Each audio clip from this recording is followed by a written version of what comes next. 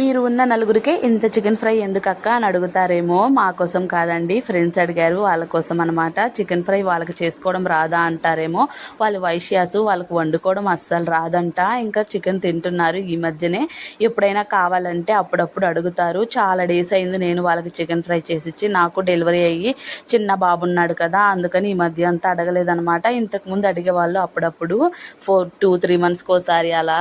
సరే ఓకే చేసిచ్చేదాన్ని, తింటున్నారు కాబట్టి నచ్చిందన్నారు కదా. ఇంక ఈరోజు అయితే వాళ్ళు లెగ్ పీసులు కానీ 4 అడిగారు. ఇంక ఈ విధంగా అయితే చేశాను. చాలా బాగా వచ్చిందండి ఫ్రై అయితే. ఎప్పుడైనా మనం చేసిస్తే తప్పేం లేదు కదా, వాళ్ళకి రాదు కాబట్టి. ఇంక మనకి ఫ్రెండ్స్ అన్నప్పుడు మనకి హెల్ప్ చేస్తారు, మనం అలాగే హెల్ప్ తీసుకున్నప్పుడు తిరిగి చెయ్యాలి కదా ఏదో ఒక హెల్ప్. ఎప్పుడైనా సరే చికెన్ ఫ్రైలో కొంచెం అది ఫ్రై అయిపోయి దించే ముందు ఒక 10 నిమిషాల ముందు కానీ మనం పచ్చిమిరపకాయలు కొంచెం కరివేపాకు వేసి చూడండి టేస్ట్ ఎలా ఉంటుందో మీరే అబ్జర్వ్ చేస్తారు. చాలా బాగుంటుంది టేస్ట్. కానీ ఇంకా ఫ్రై మొత్తం అయిన తర్వాత చూడండి ఎంత బాగుందో.